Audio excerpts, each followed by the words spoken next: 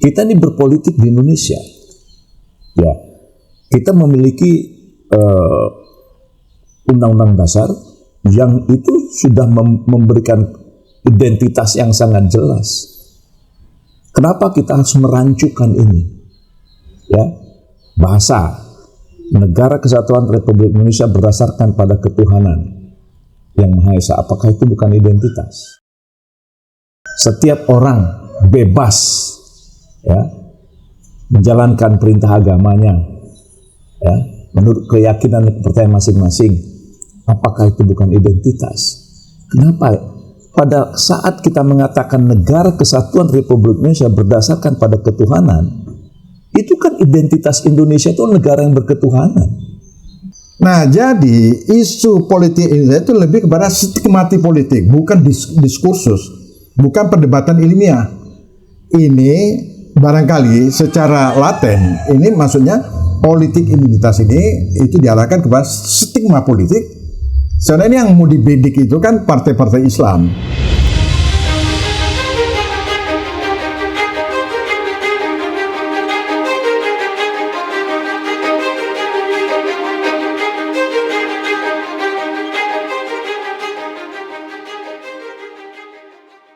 Pemirsa, berjumpa lagi dalam bincang spesial Jurnal Politik TV. Menelaah seputar perkembangan situasi politik di tanah air jelang pemilu serentak tahun 2024. Pemirsa, isu soal politik identitas kembali mengemuka, terutama setelah Partai Umat pada Rakernas yang lalu kembali menegaskan bahwa pilihan partainya adalah politik identitas. Tentu saja ini mengagetkan banyak orang di tengah sebagian besar baik pihak pemerintah, pihak parlemen yang saat ini berkuasa mengkampanyekan untuk menghindar dari politik identitas. Mengapa Partai Umat memilih politik identitas? Akan coba kita kupas. Saya saat ini sedang bersama dengan Wakil Ketua Majelis Syuro Partai Umat, Dr. Haji M.S. Kaban. Dan tentu saja kita akan meminta juga pendapat ahli kita, pakar ilmu politik, tinjauan-tinjauan secara akademik soal pilihan politik identitas ini. Bang Kaban, Partai Umat di forum nasional yang dihadiri oleh banyak tokoh kembali menegaskan pilihan langkah politiknya dengan politik identitas. Sementara kan publik selama ini menerima banyak informasi untuk menghindar dari politik identitas. Pak Kaban bisa memberikan gambaran kenapa Partai Umat kok memilih politik identitas ini? Bismillahirrahmanirrahim. Assalamualaikum warahmatullahi wabarakatuh. Pemirsa, khususnya Profesor TB yang hadir bersama-sama dan Jurnal TV. Dalam rapat kerja nasional ketika pembukaan, Ketua Umum Partai Umat itu mempertegas sikap politik Partai Umat yang selama ini di tengah-tengah publik, ya, di tengah-tengah masyarakat ada semacam penyesatan cara berpikir, terutama terhadap masalah memaknai kata-kata politik identitas ini. Nah, apa yang disampaikan oleh Ketua Umum Saudara Dr. Ridho Ramadi, bahwa bagi Partai Umat identitas itu absolutely penting dalam politik. Ya. Jadi identitas itu menjadi sebuah keharusan dalam konteks kita bernegara. Nah, jadi ingin mempertegas itu. Ya. Jadi Partai Umat ini mempertegas identitasnya. Apa identitas Partai Umat? Ya, kita ini ingin menjadi partai yang betul-betul Indonesia. Ya, partai yang betul-betul sesuai dengan apa yang diamanatkan oleh konstitusi, oleh Undang-Undang Dasar Negara Kesatuan Republik Indonesia ini, gitu. Nah, jadi banyaklah persepsi, banyaklah orang mendefinisikan. Tapi bagi Partai Umat, ya, identitas itu absolutely penting. Ya. Jadi ini menegaskan ya, bukan karena pilihan-pilihan taktis ya. Bukan, ini kita menegaskan. Kita ini berpolitik di Indonesia. Ya, kita memiliki Undang-Undang Dasar yang itu sudah memberikan identitas yang sangat jelas. Kenapa kita harus merancukan ini? Ya, bahasa Negara Kesatuan Republik Indonesia berdasarkan pada ketuhanan yang Maha Esa. Apakah itu bukan identitas? Setiap orang bebas, ya, menjalankan perintah agamanya, ya, menurut keyakinan dan kepercayaan masing-masing. Apakah itu bukan identitas? Kenapa? Pada saat kita mengatakan Negara Kesatuan Republik Indonesia berdasarkan pada ketuhanan, itu kan identitas Indonesia itu negara yang berketuhanan. Lalu ketika kita berpolitik tidak berlandaskan pada ketuhanan, berarti kita menafikan, melanggar identitas itu. Partai Umat tidak khawatir mendapatkan penentangan, perlawanan dari publik. Jadi berarti publik yang melawan itu berarti dia melawan Undang-Undang Dasar 45. Nah, gitu. Jadi siapapun orang-orang yang mencoba-coba untuk merancukan pemahaman masalah identitas ini, kalau saya menilai itulah orang-orang yang anti Undang-Undang Dasar 45. Ya, dia tidak paham dengan pasal-pasal yang ada dalam Undang-Undang Dasar 45. Buka mukaddimah, buka pembukaan Undang-Undang Dasar 45 itu. Identitas kita bernegara, berbangsa sangat jelas di situ. Nah, lalu dalam berpolitik, kita itu menunjukkan sebagai orang yang taat patuh kepada agama kita masing-masing. What wrong? Apa yang salah? Jadi justru kita ingin mendudukkan, ya. Jadi saya sangat setuju dengan bahasa Ketua Umum, ya, bahwa kita jelas beridentitas. Ya, identitas kita tuh harus. Ya. Kenapa? Karena di Partai Umat itu kan ada umat Kristen, ya, ada yang Buddha, ada yang Hindu, ada. Jadi mereka datang menunjukkan identitasnya, kami Hindu, kami Buddha, kami Kristen. Tidak ada masalah. Tidak ada masalah.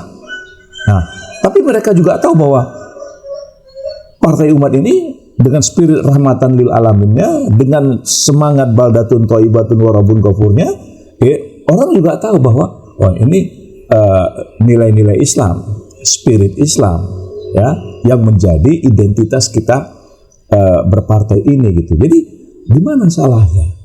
Ya, kenapa ini harus dicoba mau dibuat sedemikian rupa membuat kita akhirnya menafikan identitas yang sehingga ditafsirkan bermacam-macam, gitu. Jadi kalau saya menilai bahwa siapapun yang mencoba-coba untuk menafikan identitas kita berbangsa dan bernegara, ya, itu adalah orang-orang yang anti Undang-Undang Dasar 45, anti Pancasila. Nah, ini kalau saya bilang lebih kasar, mungkin kaum sekuler, mungkin kaum komunis. Walau komunis itu sendiri kan identitas juga. Baik, kawan, ditahan dulu. Kita ingin ke Bang TB. Bang TB, berdasarkan literatur referensi ilmu politik, sebenarnya apa yang dimaksud dengan politik identitas atau identitas satu partai politik? Itu gimana sebenarnya? Ya, terima kasih Bung Hadi ya. Sebenarnya kalau kita baca literatur politik, diskusi tentang anti politik identitas saya kira sudah ketinggalan zaman.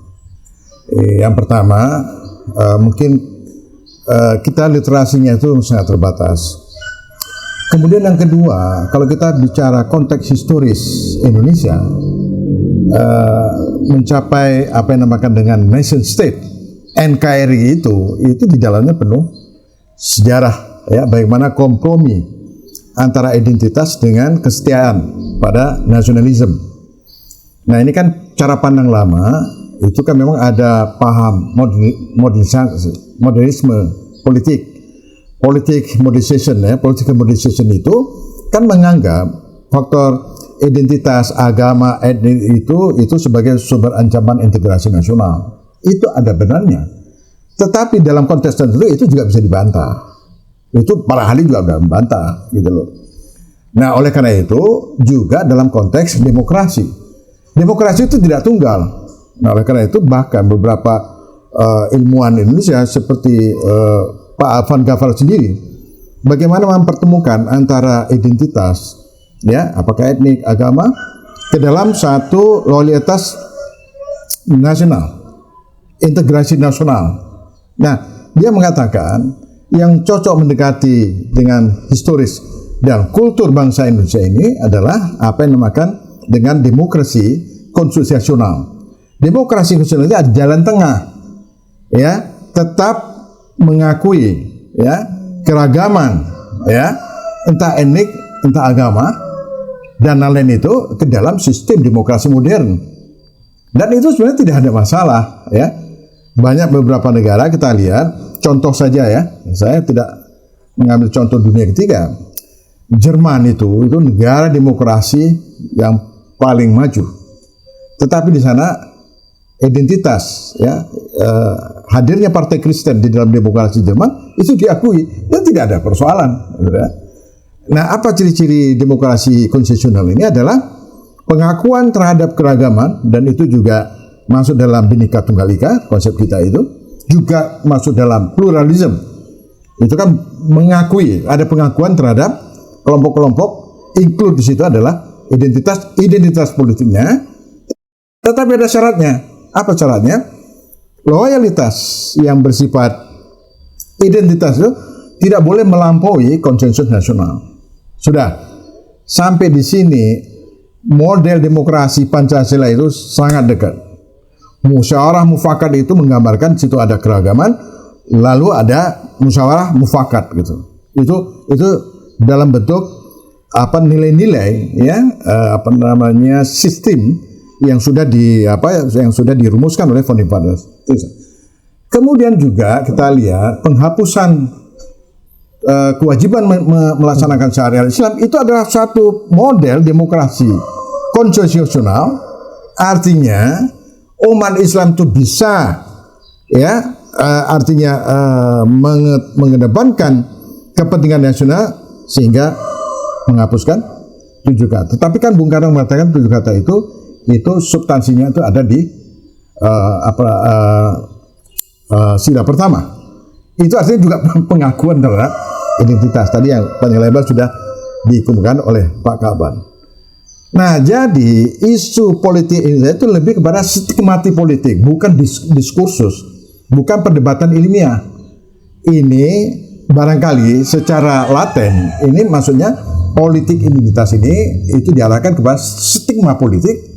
Sebenarnya ini yang mau dibidik itu kan partai-partai Islam, ya, karena dengan menggunakan agama sebagai identitas, ini kan akan terjadi suatu dukungan politik. Arahnya kan ke sana sebenarnya. Sebenarnya ini saya kira tidak hanya partai Islam, ya, PDI juga menggunakan simbol agama. Oh iya, itu kan identitas. Apa sih identitas PDIP? Marhainisme, Sukarisme, itu melekat betul. Ada yang salah? Tidak ada yang salah. Lalu kemudian kita keberatan, apa keberatannya? Karena yang paling tinggi itu adalah konstitusi, ya. Yang paling tinggi itu adalah Undang-Undang Dasar 45 dan Pancasila. Sepanjang identitasnya tidak melampaui itu, saya kira politik itu menjadi sah dan halal. Dia tetap dalam bingkai konstitusional. Nah, satu lagi peristiwa yang ingin saya katakan ini argumen empiris ya, sejarah lagi. Pak Nasir itu partai Masyumi. Apa identitas Masyumi? Jelas Islam. Kalau dalam literatur politik ini adalah politik modern, ya, partai Islam modern di dalam partai Masyumi. Tapi apa legasi Pak Nasir, ya, yang mengusung partai Islam itu? Loyalitas, ya, beliau sebagai tokoh Islam itu bagaimana menyatukan kembali ya negara-negara yang sudah mau dipecah belah oleh kolonial ke dalam NKRI lewat mosi integral itu ya. lewat mosi integral ya sebagai satu nation state. Nah, saya pikir ini satu penegasan ya, bahwa Islam sebagai dasar keyakinan setiap Muslim ketika dia berpolitik yang dicontohkan Pak Nasir, dia tidak mau Indonesia ini terpecah belah. Jadi Islam itu mempersatukan. Malah jadi spirit untuk mempersatukan ya. Jadi saya kira Profesor sudah mempertegas ya bagaimana M. Nasir sebagai ketua Partai Masyumi pada waktu itu sebagai Perdana Menteri, dia mengutamakan Indonesia ini harus berintegrasi menjadi satu negara kesatuan. Jadi kembali. Gitu, saya sambung lagi Pak Kaban. Jadi itu yang saya bilang, inilah model demokrasi konstitusional, jalan tengah. Dan bagi unsur-unsur di dalamnya itu juga menunjukkan satu sikap politik bagaimana menempatkan konsensus nasional itu di atasnya. Pak Nasir dengan mosi integralnya, saya kira apa menjadi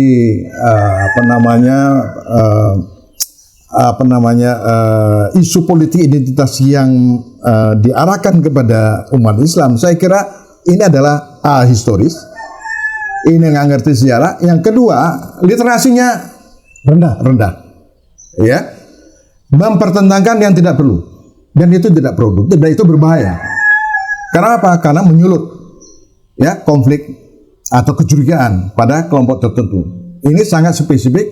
Stigma ini dibangun untuk menghambat partisipasi politik umat Islam. Nah, jadi dari segi apapun sebenarnya politik identitas itu tidak punya argumen yang cukup kuat untuk mengatakan, hai partai-partai yang mengedepankan politik, Anda tidak boleh. Saya kira tidak punya alasan yang cukup kuat. Karena bukti baik secara ilmiah maupun secara empirik ya, itu sudah menunjukkan sebenarnya tidak perlu dipertentangkan gitu. Saya kira itu kuncinya itu. Dan saya kira bagi mau partai umat, mau partai apa, saya kira tidak ada salahnya untuk menunjukkan ini loh identitas dari partai. Karena apa? Partai itu kan bagian. Partai itu kan bagian. Partai itu mewakili sebagian dengan dengan identitasnya dalam kerangka demokrasi. Ya, apalagi apa seperti yang saya katakan itu adalah konstitusional demokrasi. Itu jalan tengah. Bagaimana unsur-unsur primordial, unsur-unsur identitas itu tetap menjadi ya unsur dari bangunan demokrasi itu sekaligus ya dikatakan oleh ahli politik, saya lupa namanya. Jadi justru faktor identitas itu, faktor primordial itu justru menjadi sarana yang efektif untuk membangun demokrasi. Karena kontribusinya itu Pak Kaban. Pak Kaban tadi sudah cerita. Ya, bagaimana kontribusi Pak Nasir tidak hanya merekatkan Indonesia NKRI itu, tapi juga cara-cara itu adalah cara-cara demokratik sebagai sumber nilai yang bisa ditransformasikan ya, bahwa kalau orang bicara agama, bicara Islam, jangan kemudian dipertentangkan ya dengan loyalitas pada nasionalisme atau anti persatuan. Saya kira ini sangat berbahaya ide seperti itu. Justru dibalik. Apa kontribusinya? Saya kira tidak hanya pada kelompok, apa kontribusi pada setiap elemen, ya? Apakah dia suku, etnis, agama terhadap menguatkan integrasi nasional itu. Kalau umat Islam sudah dibuktikan banyak sekali, ya, fakta-fakta sejarah itu. Jadi saya kira ya boleh ditanggapi politik identitas, tapi menurut saya juga jangan terlalu serius gitu kan. Ini lebih kepada gerakan politik yang mengarah kepada stigma politik, bukan diskursus ilmiah. Itu saya kira catatan. Nah, politik identitas yang selama ini digulirkan itu adalah semata-mata stigma, ya, stigma politik yang ditujukan kepada kaum muslimin dalam berpolitik. Apa di dalamnya ada juga penyesatan makna? Ya, jadi dia satu sisi dia ada sebuah stigma yang tujuannya itu adalah memang untuk menggiring. Nah, tapi saya pikir ini adalah sebuah cara berpikir, kalau bahasa saya itu cara berpikir jahiliyah, gitu ya, kebodohan, ya kan? Karena kita sebagai bangsa, sebagai sebuah negara yang kita bangun ini atas dasar sebuah komitmen bersama, ya, dengan adanya kesepakatan dalam Sumpah Pemuda dan sebagainya, ya, dan kemudian bagaimana merumuskan undang-undang dasar, berdialog sedemikian rupa dari semua unsur-unsur komponen bangsa ini, telah merumuskan itu. Jadi kita ingin melaksanakan itu secara real. Nah, jadi mereka-mereka yang menggunakan stigma politik ini mereka sebenarnya bukan mencerdaskan, ya, tapi membodohi diri sendiri. Kontraproduktif. Ya. Jadi bukan mencerdaskan bangsa, dia membodohi dirinya sendiri. Itulah yang aku bilang bahasa kita ini kejahiliahan gitu. Baik, Bang TB, Bang Kaban, kita akan lanjutkan diskusi kita ngobrol dalam tema-tema lain di lain kesempatan. Terima kasih Bang TB, Bang Kaban.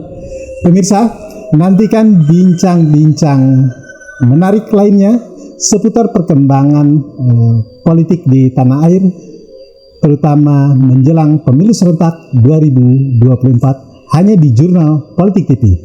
Billahi taufiq wal hidayah. Assalamualaikum warahmatullahi wabarakatuh. Waalaikumsalam warahmatullahi wabarakatuh. Merdeka. Merdeka.